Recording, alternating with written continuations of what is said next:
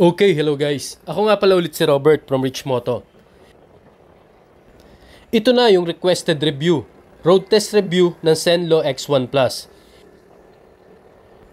Ito ay request ng isa nating subscriber. Actually, dalawa pala sila. Si Sir Abilino at si Sir Matthew. At sa iba pa na may gustong ipa-review, mag-comment lang po kayo. Itatry kong i-review yung mga gusto po ninyo. Short ride lang tong ginawa natin. Pero makikita nyo yung performance ng ilaw na ito. Pero bago yung recap lang muna tayo. Ito yung single light ng ating Zenlo X1. 21 watts po ito. Tapos ito naman yung double light. Or meaning double bulb ng ilaw niya. Umaabot lang po ito ng 37 watts. Ipinakita ko lang po ito sa inyo para makita nyo na hindi po ito umaabot ng 60 watts. Now, road test review na. Ito yung ilaw niya sa malayo. Then, ito naman yung medyo malapit. Tapos, ito na yung sa harapan. Kung mapapansin nyo, napakalinaw ng white niya. Ito, tinatakbo na natin yung ilaw. Running na tayo nito. Pero makikita nyo, napakaliwanag. Dalawang settings nga pala yung ilaw ang ginawa ko dito. Una, etong medyo malapit sa atin. Ang ibig kong sabihin ay malapit yung ilaw sa motor.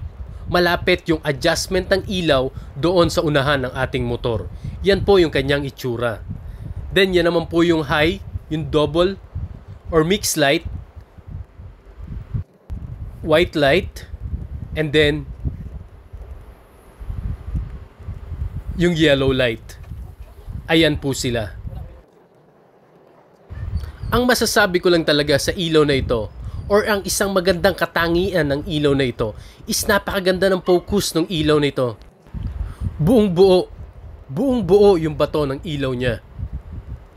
Napakaganda rin ng outline. Makikita nyo walang tapon. Projected na projected yung ilaw niya. Yan po talaga ang isa sa magandang katangian nitong X1.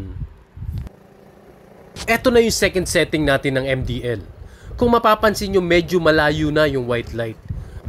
I mean, malayo na yung distansya ng ilaw niya sa motor. Malayo na yung clearance. Ito, nasa around 2 to 3 meters na yung layo sa unahan ng motor. Kaya mapapansin nyo, kalat na yung white light. Kalat na siya pa unahan. Hindi na siya gaya kanina na nakapokus lang sa bandang unahan. Kitang-kita naman yung diferensyang sinasabi ko doon sa taas ng video. Kaya madalas kong sinasabi sa mga nagpapakabit ng ilaw dito sa akin na depende sa inyo kung paano nyo gagamitin yung MDL ninyo. Nasa inyong preference or nasa inyong sariling preference kung paano nyo siya i-align, kung paano nyo siya iseset. Kayo pa rin ang masusunod. Pero ganun pa man, kahit malayo yung settings natin ng ilaw, kitang-kita nyo pa rin dito. Maganda pa rin yung quality ng ilaw na binubuga ng X1. Maliwanag pa rin. Hindi pa rin siya ganun humihina or nanlalabo. Hindi kagaya ng ibang MDL na pag isinet mo na sa malayo yung buga ng ilaw, is nawawala na ito ng liwanag. Naglalaho na or unti-unti na itong nawawala. Sana po nagustuhan ninyo yung aking short review about this Zenlo X1 Plus. Paalala lang po, gamitin nyo po yung inyong MDL na hindi ito magagawang makasilaw sa ibang motorista. Pero maraming ayaw magbaba ng ilaw. Kayo na po ang bahalang gumanti sa kanila. Biro lang po. Huwag nyo pong kalimutan mag-subscribe, like at i-share yung aking video kung nagustuhan nyo po ito. Saka inuulit ko po, comment lang po down below kung ano pa pong MDL yung gusto nyo pong aking i-review.